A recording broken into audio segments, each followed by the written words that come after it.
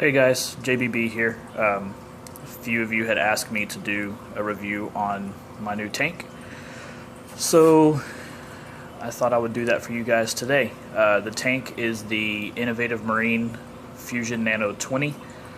So far, I really like it. I wasn't a fan of the first generation Nuvos with the rounded edges, even back when the BioCube and NanoCubes were out. Never was a fan of those. I worked retail for a while, and we always had issues with cracked glass, usually starting at the corner, very similar to some of the nightmares that other reefers have experienced with the 24s, and I believe some of the 16s have done it also in the Nuvos. But on this tank, square edges, which is a big plus. The black silicone looks really good. Overall construction seems to be good. Glass lines up really well. Haven't really seen any gaps or misalignment anywhere on the tank. Some of you might be aware of the issue that I had when I first got the tank, that some of the silicone on the false wall had separated at one of the baffles. I can show you guys that don't know about it where that happened. It's going to get a little shaky for a second while I move. Here in the back chamber, where the false wall is glued to this glass baffle here, the silicone came apart about an inch down, maybe inch and a half at the most, on both sides. I was afraid that it wouldn't hold water in the media basket area, but come to find out the water rests well below that anyway, so it wouldn't have been a problem, but I did reseal that myself. One of the other issues I ran into was also in the filtration area. The areas here where the return pump plugs in to send water back to the display, these plastic couplers, I guess for lack of a better term, that just slide through the wall, they leak really bad. Mine were dripping water down the backside. It was being caught by the filtration. However, I didn't want to deal with the potential salt creep issues, so some super glue, stuck it back in, let it dry for about an hour. We were good to go. On the filtration side of things, everyone complains about the stock media baskets. I will agree with everything that is said about them as long as no one says they're good. On mine, I'm having the same issue everyone else has. The water is actually flowing in. It bunches up on top of the sponge. Some of it is going through the sponges, but the rest of it just overflows the back of the media basket here. You can see there. Flow in the tank is okay. It's not horrible. For SPS, you're obviously going to want to add some other type of flow.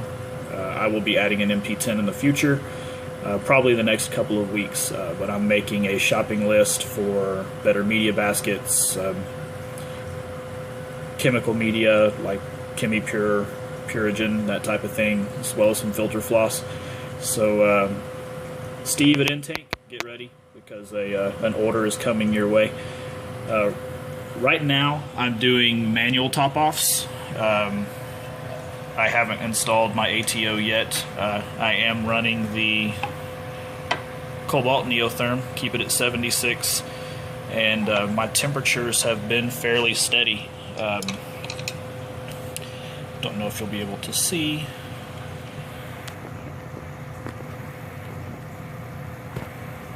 There we go. I'm running a little low, 74, so yeah, I might need to turn that up a little bit. I have an Apex that will go on here soon. That hasn't been installed yet. The screen top. Right now I have the screen top pushed all the way to the back and all the way to the far right hand side. So you can see down the left there is a slight gap. This is, I believe, 1/4 inch acrylic rod.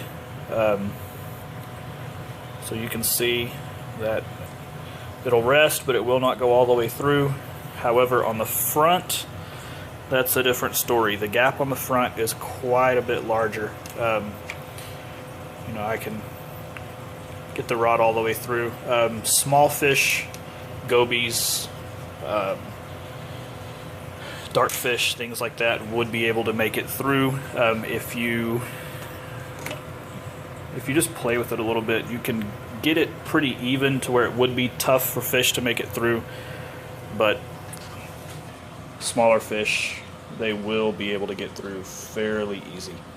I've got mine, as far as coral go, pretty stocked up already. Gonna let some of this grow out. The lighting I'm not done with yet. I have a 4-foot light resting across the top of this tank, so that needs to be fixed. So that's what I will be doing later today. If you have any other questions, want to know anything else about the tank, feel free to send me a message, and I will answer that as quick as I can.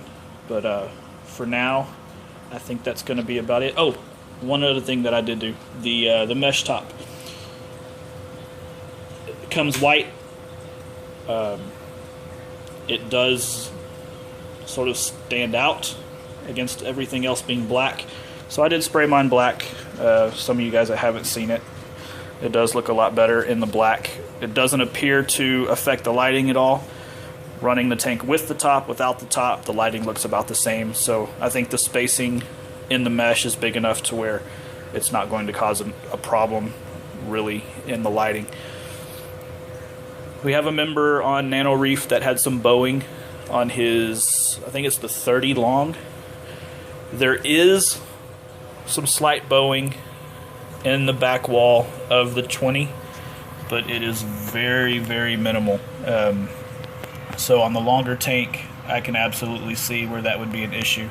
I mean, it's pretty stiff, but there is just a little bit offset there with the screen pushed all the way back. So you can see where it meets up here.